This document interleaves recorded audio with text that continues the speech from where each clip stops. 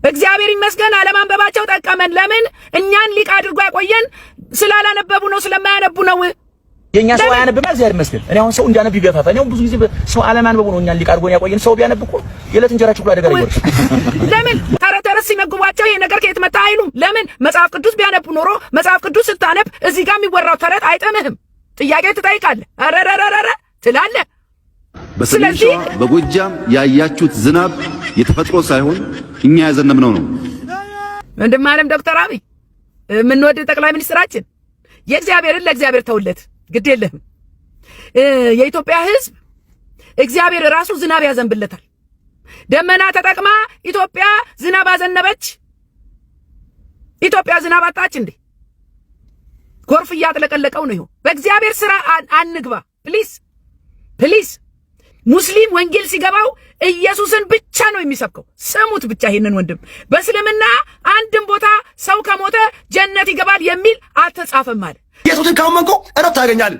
ኢየሱስ ብቻ የዓለም መድኃኒት ነው። ዓለም መድኃኒት ነው። ኢየሱስ ብቻ የሕይወት ምንጭ ነው። አንድ የሚገርም ነገር ልንገራችሁ። የሚገርም ነገር ልንገራችሁ። መጽሐፍ ቅዱሳችን እንዲህ አለ፣ በእኔ የሚያምን አለ ቢሞት እንኳን የዘላለም ሕይወት አለው አለ። መሐመድ ደግሞ እንዲህ አለ፣ እናቴና አባቴ ገሃነም ናቸው አለ። ኢየሱስን እመቤታችን ነች እኮ መጀመሪያ ኤ ቢ አሌፍ ቤት እያለች እኮ ልጇን ታስተምረው ነበር። ትምህርት ቤት ሁሉ ልከዋለች እኮ። ኢየሱስን ኤቢሲዲ ያስጠናች እመቤታችን ሀ ለ ኤ ቢ ሲ እያለች አስጠናች። what you talking about? እሱን ከማወጋ ምን ይወዳደራል?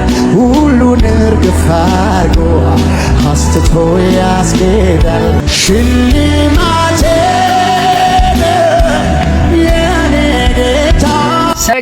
ወገኖች ኢትዮጵያውያን ኤርትራውያን እንዴት ናችሁ? እንዴት ከረማችሁ? እህታችሁ ወንጌላዊት ጸገነት ነኝ።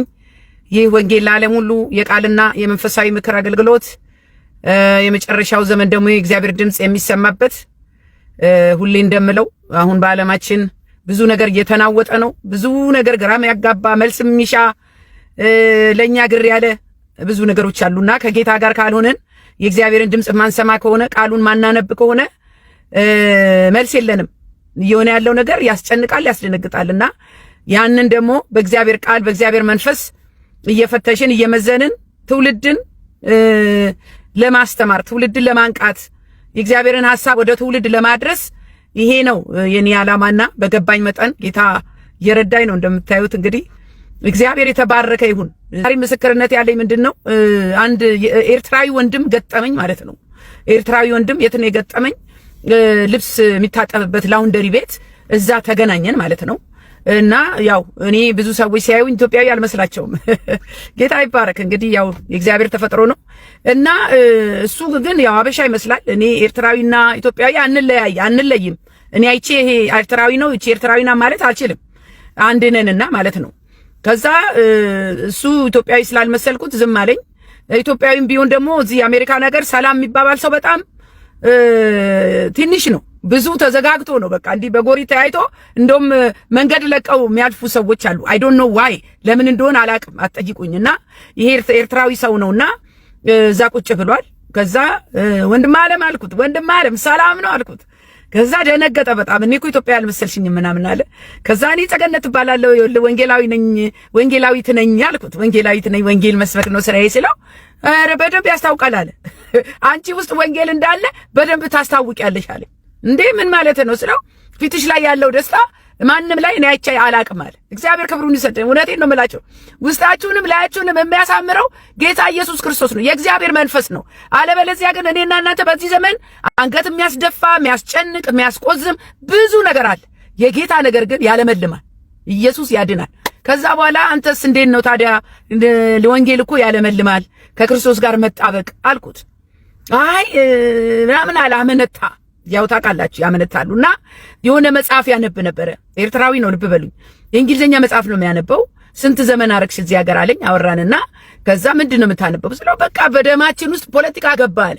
አያያያያያ ይሄ ፖለቲካ እናንተ ስንቱን ገሏል፣ ስንቱን አይምሮ ተቆጣጥሯል። በቃ ፖለቲካ ሀገር ተበላሸ ምናምን አለ። ፖለቲካ እኔ ፖለቲከኛ ነኝ በቃ በደሜ ውስጥ ያለ እንዴት አድርጌ ላውጣው አለኝ። ኧረ ኢየሱስ ክርስቶስ ያወጣልሃል። ከዚህ በኋላ አንተ ከወንጌል ጋር ነው ወንጌል ይዘመተ መጽሐፍ ቅዱስ እዚህ ጋር ብታነብ እንዴት አይምሮ ይቀየር መሰለህ? እና ወደ ጌታ ተመለስ።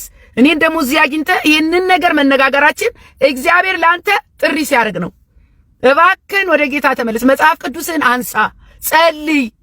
አሁን የምታነበው ነገር የሆነ የፖለቲካ መጽሐፍ ነው የሚያነበውና በዚህ አጋጣሚ ኢትዮጵያውያን ብትሆኑ ኤርትራውያን ብትሆኑ ከእግዚአብሔር ቃል ውጪ ከክርስቶስ ኢየሱስ ውጪ በፖለቲካ ተጠምዳችሁ ያላችሁ፣ በዘር ተጠምዳችሁ ያላችሁ፣ በንግድ ተጠምዳችሁ ያላችሁ፣ በተለያየ ነገር በገንዘብ መሰብሰብ ተጠምዳችሁ ያላችሁ ወደ እግዚአብሔር ተመለሱ እላለሁ። ዘመኑ ስላለቀ ወደ እግዚአብሔር ተመለሱ እላለሁ። በዚህ አጋጣሚ ብዙ ሰው በዘር ፖለቲካ በሆነ ነገር ተጠምዶ የእግዚአብሔርን ነገር ረስቶ በከንቱ ጊዜው እየተበላ ነውና የራሳቸው የኦርቶዶክስ ምሁር አይነ ስውሩ ምሁር ናቸውና በጣም ያሳዝን ነገር ተናግረዋል። ምንድነው መጽሐፍ ቅዱስ አለማንበባቸው ነው እኛን ሊቅ አድርጎ ያቆየናል። ይሄኮ የሚመር እውነት ነው። በጣም የሚከብድ እውነት ነው። ኦርቶዶክሳውያን የኛ ሰው አያነብም እያሉ ነው። የኛ ሰው አያነብም እግዚአብሔር ይመስገን። እኔ አሁን ሰው እንዲያነብ ይገፋፋ። እኔ ብዙ ጊዜ ሰው አለማንበቡ ነው እኛን ሊቅ አድርጎ ያቆየን። ሰው ቢያነብ እኮ የዕለት እንጀራችን ሁሉ አደጋ ላይ ይወርሳል።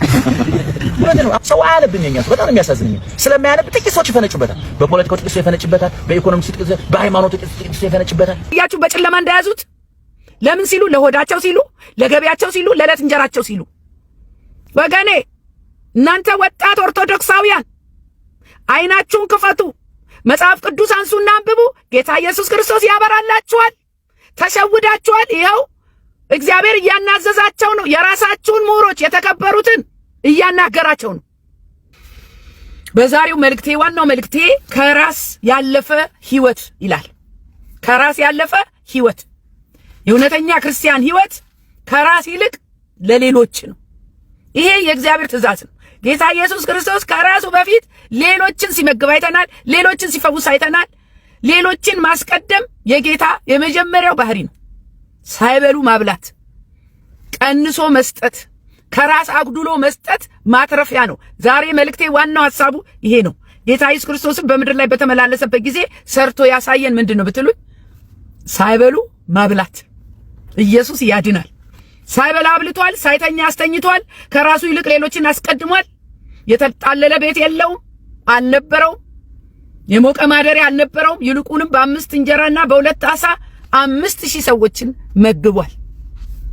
ለራሱ ሳይበላ የሱን ምግብ ደግሞ ታውቁታላችሁ። ምንድነው ብትሉኝ፣ የኔ ምግብ የላከኝ አባቴን ፈቃድ መፈጸም ነው አለ። በሚያዝናናን ኮሜዲያን ዘበነ ልጀምርላችሁ። ኮሜዲያን ዘበነ ብየዋለሁ። መምህር ዘበነ ሳይሆን ኮሜዲያን ዘበነ ብያለሁ።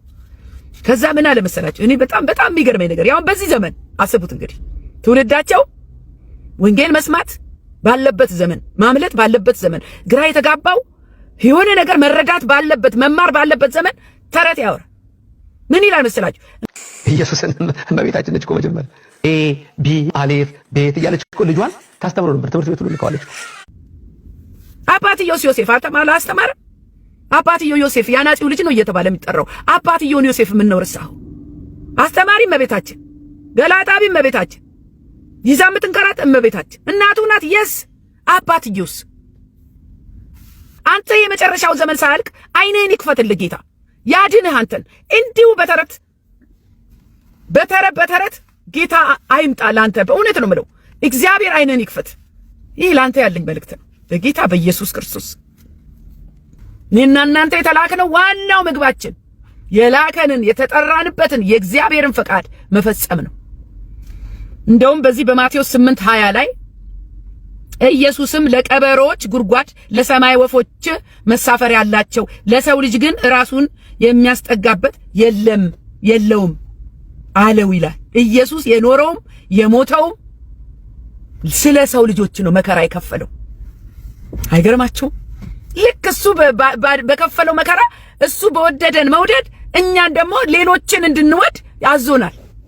ታዘናል እኮ በመገረፉ ቁስል ተፈውሰናል። ከራስ ቀንሶ ብቻ ሳይሆን ከራስ በፊት ለሌሎች ማሰብ ማካፈልና መጸለይ በእግዚአብሔር ዘንድ ትልቅ ዋጋ አለው ወገኖች። እጥፍ ድርብ አድርጎ ይከፍላል ደግሞ ጌታ። እዚህ ጋር 100 ብር ሰጣችሁ ለእናንተ 10,000 ብር ይሰጣችኋል። ይሞላዋል የኔ ጌታ። በጎደለው ይሞላዋል፣ እጥፍ ድርብ አድርጎ ይሰጣል። በዚህ እኔ ምስክር ነኝ። ስትሰጡ ይሰጣችኋል። በተለይ በዚህ ዘመን በጸሎትም ሆነ በመስጠት ሌሎችን ካላስቀደምን ራስ ወዳዶች እንሆናለን። እኔን የገባኝ ወገኖቼ፣ ራስ ወዳድነት ካልሆነ በስተቀር ያለኝ ይበቃኛል ብለን ሌሎችን ጌታ እግዚአብሔር እንዲያስብ፣ እንዲታደግ፣ እንዲጎበኝ መጸለይ አለብን። ለሌሎች አለመጸለይ ንፉግነት ነው። እስቲ መጽሐፍ ቅዱስ ውስጥ ለራሳቸው ሳይሆን ለትውልድ የኖሩ ህዝባቸውን ያስቀደሙ ሰዎች እንመልከት። ዛሬ በዚህ በመጽሐፍ አስቴር የአስቴርን ታሪክ ስናይ በጣም በሚገርም ሁኔታ የአስቴር ታሪክ ለራስ ሳይሆን ለቤተሰብ ሳይሆን ለምቾት ሳይሆን ለዝና ሳይሆን ትውልድ ለማስመለጥ ዋጋ የተከፈለበት ታሪክ ነው። ይሄ ታሪክ እንደምታውቁት አስቴርን ለንጉስ ሚስት እንድትሆን አጎቷ መርዶክዮስ ያዘጋጃት ለትልቅ ዓላማ ነበር። ስማቸው እንዲቀየር፣ የንጉስ ሚስት ሆነች፣ ምቾት እንዲኖር፣ ጥሩ እንድትለብስ፣ ሰዎች እንዲሰግዱላት አልነበረም የአስቴር ንግስና። አስቴር አይሁዳዊ ነበረች። እናትና አባት አልነበራትም። መርዶክዮስ ነበር እንደ ልጁ አድርጎ ያሳደጋት።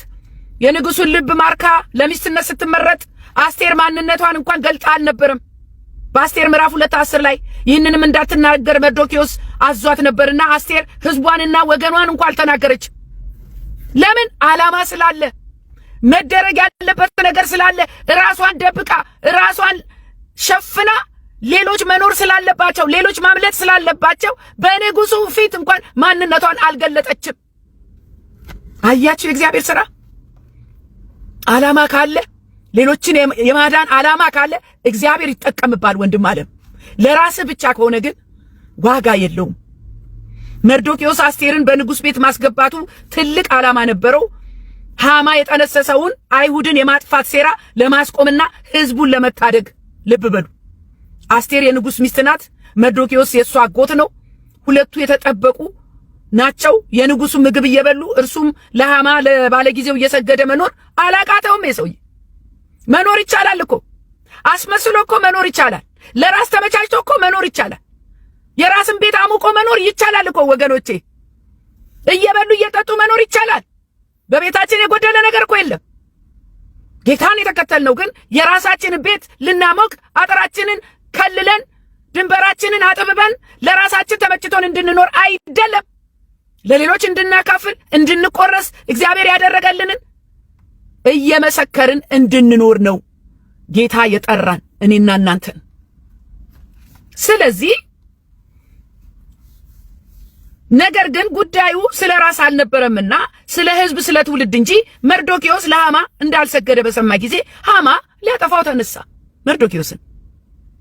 መርዶክዮስ ብቻ ሳይሆን የመርዶክዮስን ህዝብ አይሁድን ሁሉ ሊያጠፋ ተነሳ ሃማ። አስቡት እንግዲህ አይሁድ ማን ነው? የአስቴር ህዝብ፣ የመርዶክዮስ ህዝብ። አስቴር ማናት? የንጉስ ሚስት።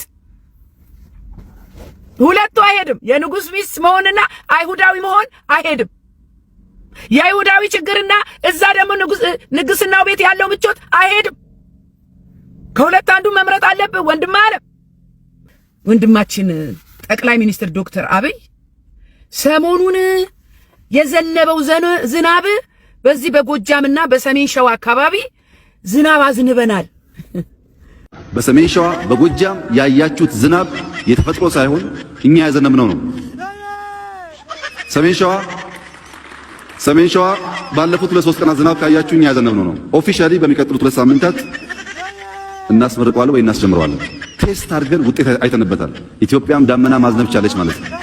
የኢትዮጵያ ሕዝብ የራበው ዳቦ ነው። የኢትዮጵያ ሕዝብ የሚፈልገው ሰላም ነው። በሰሜን ያለውን ጦርነት አስቁመናል ይባላል። ሕዝብ የሚያስጨበጭብ፣ ሕዝብን የሚያሳርፍ ነገር፣ ዝናብ አምጥተናል የሚለው ነገር ራሱ ሌላ ከእግዚአብሔር ቁጣን ይቀሰቅሳል። ፕሊስ ወንድማችን ዶክተር አብይ በዚህ በኤአይ ጉዳይና የእግዚአብሔርን ተፈጥሮ በመነካካት ጉዳይ ገደብ ብታበጅለት ላንተም ለኛም ለትውልዱ ለሀገር ይጠቅማል ብዬ አስባለሁ። በጌታ በኢየሱስ ክርስቶስ የእግዚአብሔርን ለእግዚአብሔር የቄሳርን ለቄሳር። ዝናብ የእግዚአብሔር ነው። የባቢሎን ዘመን እንዳይመጣ ሰዎች ከእግዚአብሔር ሊስተካከሉ ዝናብ አመጣን ፎቅ እንስራ ሲሉ ነው ባቢሎን የጠፋችው። ፕሊስ ዶክተር አብይ በዚህ ነገር በፍጹም በዚህ በተፈጥሮ ሰራሽ በሰውኛ ነገር በዚህ እግዚአብሔርን በሚያስቆጣ ነገር እጅህን አንሳ። እኔ እህታዊ ምክሬ ነው። እንደ ሀገር ልጅ እንደ ክርስቲያን እህትህ እመክርሃለሁ። ማንም አይናገርም። ይሄን ነውር ነው። እኔ በጣም ገረመኝ። በጣም ደግሞ አስደነገጠኝ። ይዋ ዝናብ አመጣን አይባልም፣ በቃ አይባልም በጌታ በኢየሱስ ክርስቶስ። ኤኒዌይስ የራሳቸውን ምቾት ትተው አስቴርና መርዶኪዮስ ህዝብ ለማዳን ቆርጠው ተነሱ። ስሙኝ፣ አስቴር በምዕራፍ 4 ቁጥር 1 ላይ መርዶኪዮስም የተደረገውን ሁሉ ባወቀ ጊዜ ልብሱን ቀደደ፣ ማቅም ለበሰ፣ አመድም ነሰነሰ፣ ወደ ከተማይቱ መካከል ወጣ፣ ታላቅም የመረረ ጩኸት ጮኸ። መርዶኪዮስ የጮኸው ለማን ነው? በህዝቡ ላይ የታወጀው አዋጅ ነው ያስጮኸው። መርዶኪዮስ አንተ ትጠፋለህ አልተባለም። አስቴር ንጉሥ ቤት ያለችው የሱ ዘመድ እሷ ትጠፋለች አልተባለም። ንግሥት ሆናለች እኮ። ምን ያስጨንቀሃል? አስባችሁታል? እሱም ማምለጡ አይቀርም። ከሃማ ጋር እየሰገደ መኖር አላቃተውም። ነገር ግን አዋጅ የወጣው ለአስቴርና ለመርዶኪዮስ ህዝብ ነው። እንደ ህዝብ ነው ሊጨረሱ ያሉት። ይሄ ነው ያንገበገባቸው። አያችሁት? ጨርቁን ጣለ፣ አመድ ነሰነሰ፣ ታላቅ የመረረ ጩኸት ጮኸ። ጩህ ወንድም ዓለም፣ ለህዝብ ጩህ፣ ለህፃናት ለተጎዱት ጩህ፣ ለሚያለቅሱት እናቶች ጩህ። ጩህ ይህቴ ወደ እግዚአብሔር። አንቺ ቤት ካልመጣ ችግር ብለሽ ተመቻችተሽ የተኛሽ እህቴ ተነሺና ጩሂ፣ ለትውልድ ጩሂ፣ ለሀገር ጩሂ፣ በጦርነት ለሚሰቃዩት ለሚፈሰው ደም ጩሁ። ብዙዎቻችን የራሳችን ጓዳ ካልተነካ፣ የራሳችን ቤት የራሳችን ኑሮ ካልተንኳኳ ተኝተን የምናድር ሰዎች አለን፣ እንቅልፍ ወስዶን። አይገርማችሁም? አስቴርና መርዶኪዮስ ግን ለህዝባቸው ሲሉ እንቅልፍ አጡ። ትውልድ እንዳይጠፋ እንዳይጎዳ ራስን አሳልፎ መስጠት። አስቴርም የህዝቧን አደጋ ላይ መሆን ስትሰማ በንጉሱ ፊት ገብታ ስለ ህዝቧ ለመለመን የወርቁ ዘንግ መዘርጋት ነበረበትና ይሄ ደግሞ የወርቅ ዘንግ መዘርጋት ለካ ቀላል ነገር አልነበረም። እናተ በሞትና በህይወት መካከል ነው። ለካ ዝም ብሎ የሚፈጸም ነገር አይደለም። ስርዓት ነዋ። የንጉስ ቤት ስርዓት ነው። ያንን ማለፍ ነበረባት። ወቅቱ አልነበረም፣ ጊዜው አልነበረም። ይህንን ሪስክ መውሰድ ነበረባት። ከዛስ ወደ ንጉሱ ለመግባት ይህንን 30 ቀን አልተጠራውም አለች። አስባችሁታል? 30 ቀን ስንት ዳሜጅ እንደሚሆን፣ ስንት ጉዳት እንደሚደርስ በትውልድ ላይ ስንት እልቂት እንደሚሆን 30 ቀን አልተጠራሁም አለች አስቴር። ወይ ምቾትን የሥጋን ምረት፣ ወይ እግዚአብሔር አንተን የጠራበትን ዓላማ ይዘህ ተነሳ። ለተጠራንበት ዓላማ ስንኖር እግዚአብሔር በእኔና በእናንተ ይጠቀማል። አለበለዚያ ግን ጌታን የተከተልከው ቤትህን ልትሞላ ለአንተ ኑሮ ሊመቻች ለልጆች ለሚስት ለዘመድ አዝማድ ከሆነ የእግዚአብሔር ጥሪ ያ አይደለም። ለሌሎች ብርሃን እንድንሆን ለዓለም ብርሃን ለምድር ጨው ብሎን የጠራን ጌታ የራሳችንን ሆድ እየሞላን ተመችቶን እንድንተኛ አይደለም። ጉዳዩ ቀላል አልነበረም። ሃማ የአይሁድን ሕዝብ ለማጥፋት ከንጉሱ ትእዛዝ አወጣ፣ ደብዳቤ አጻፈ። መርዶኪዮስ አንድ ነፍሱን፣ አስቴርም ራሷን ማስመለጥ አቅቷቸው አልነበር። በዚህን ጊዜ መርዶኪዮስ ለአስቴር የተናገራት ሕዝብሽን ካላስመለጥሽ አንቺም አታመልጭም አይነት ነገር ነበረ።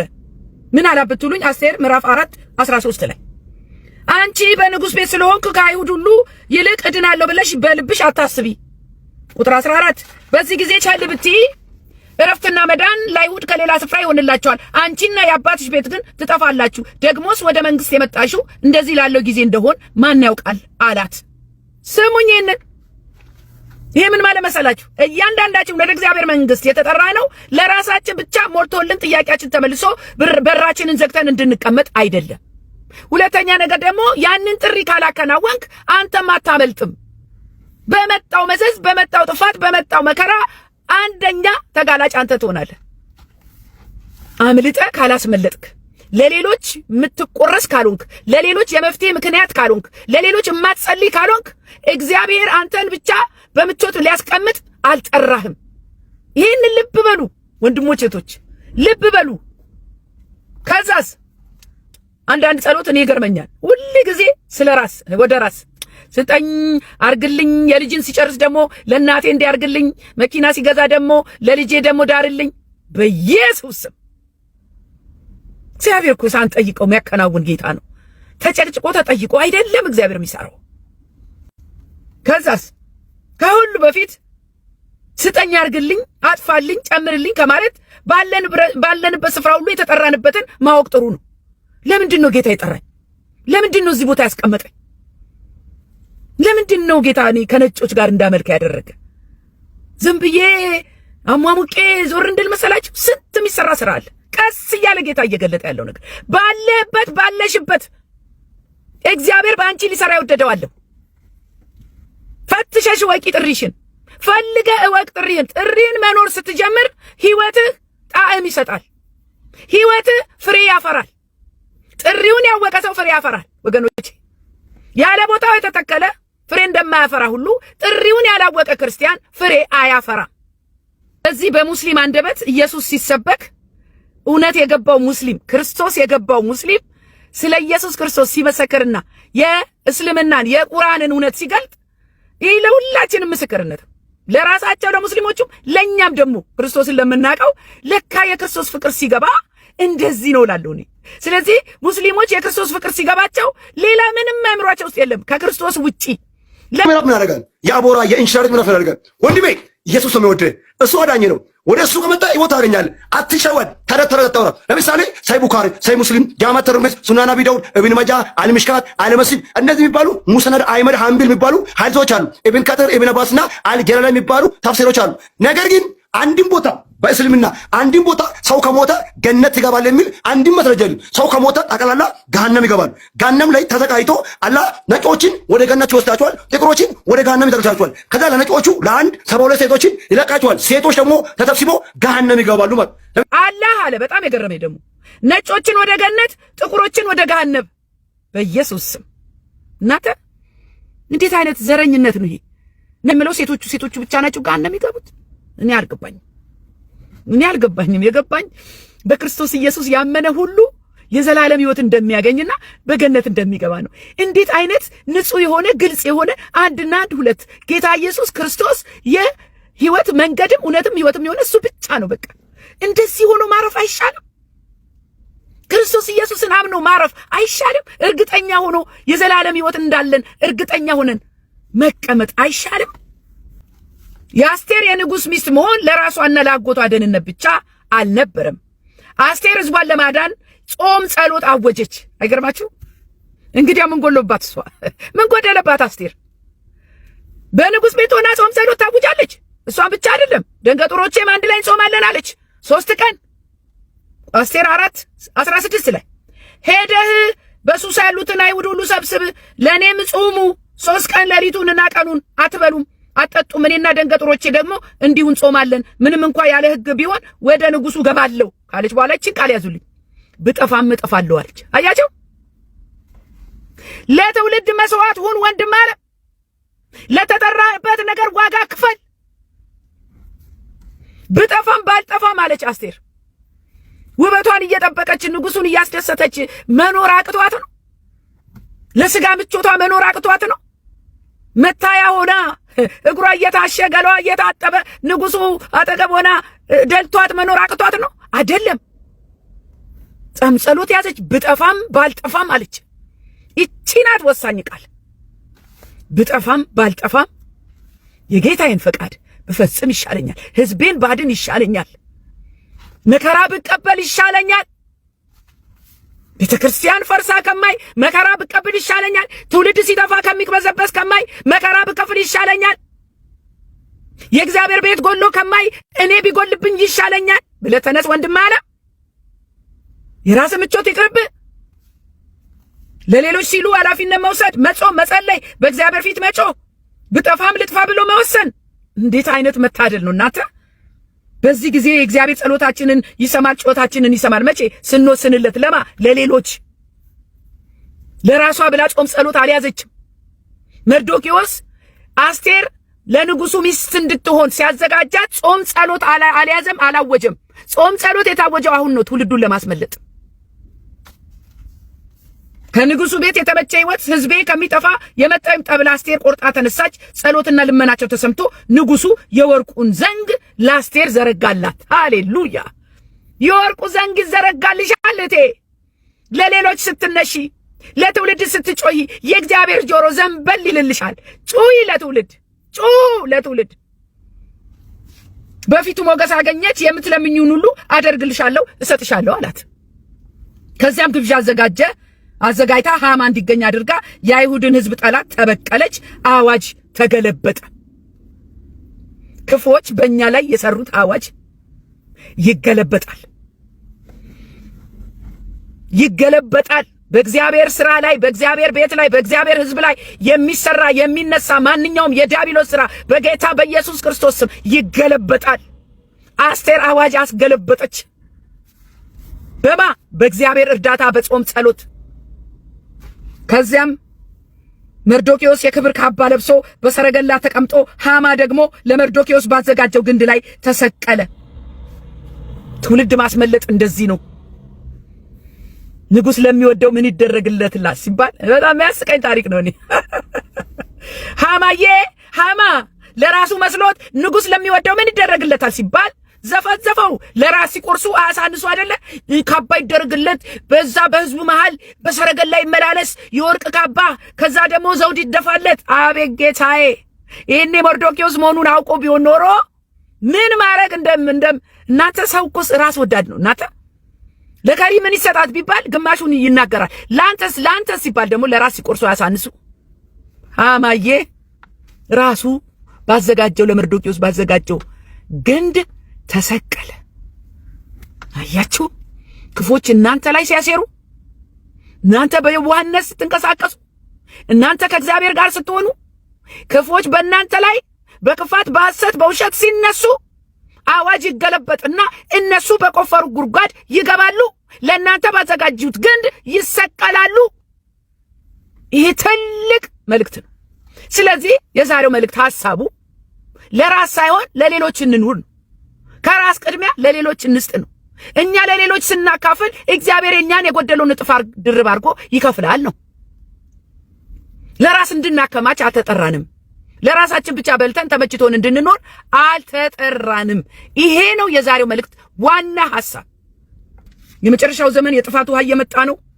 ብዙ ሀገራት ኢትዮጵያን ጨምሮ በጎርፍ እየተጥለቀለቁ ነው። ሰሞኑን በሐዋሳ የነበረው በረዶ የቀላቀለ ንፋስ የቀላቀለ አውሎ ንፋስ ያለው ዝናብ አሁንም በአዲስ አበባ በተለያየ ክፍል እንትን እያለ ነው። ዝናብ፣ ኃይለኛ ዝናብ። ይሄ ደግሞ የእግዚአብሔር ቁጣ ነው። ምንም ወቅቱ ነው ምናምን እንዳትሉና እንዳትሸወዱ።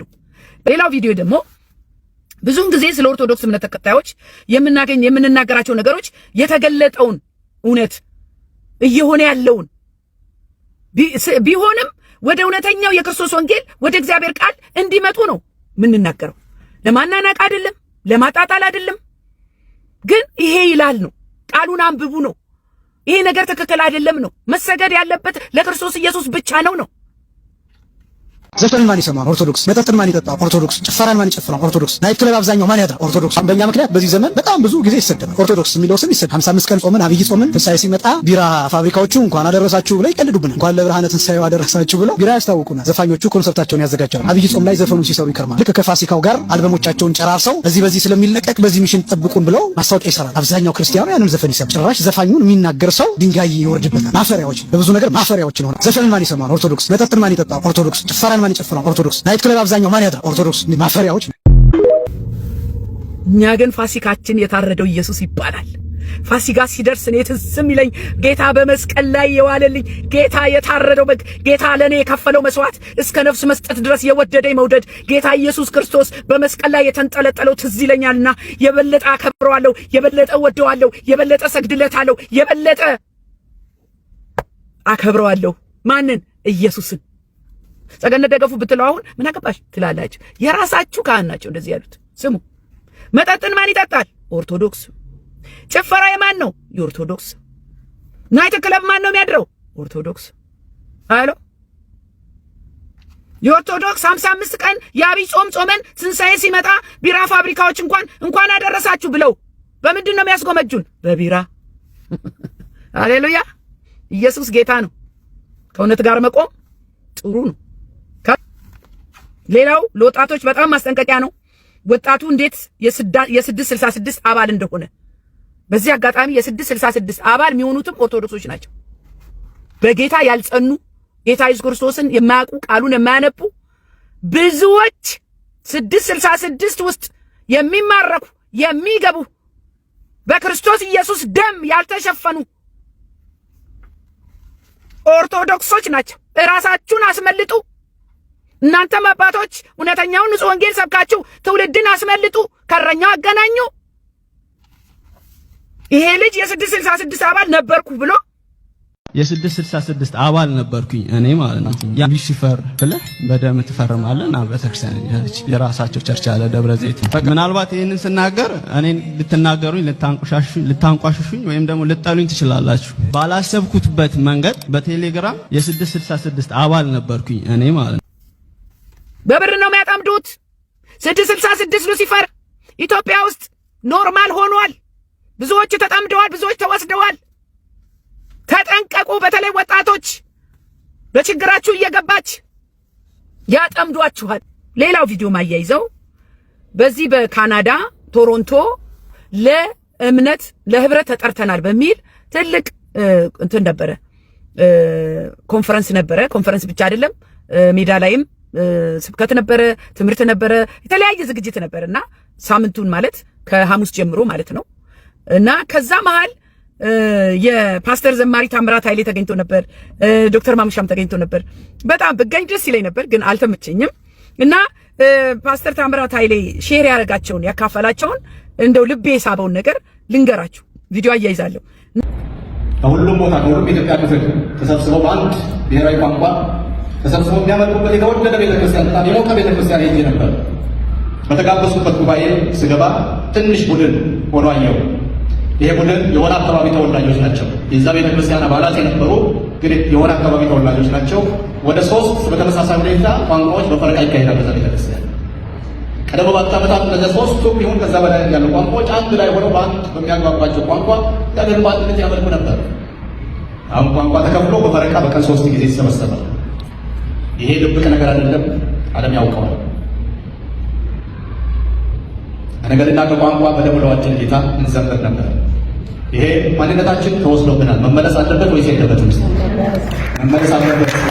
አንዲት ልጅ ጠጅነሽ አሰፋ ነው ስሟ።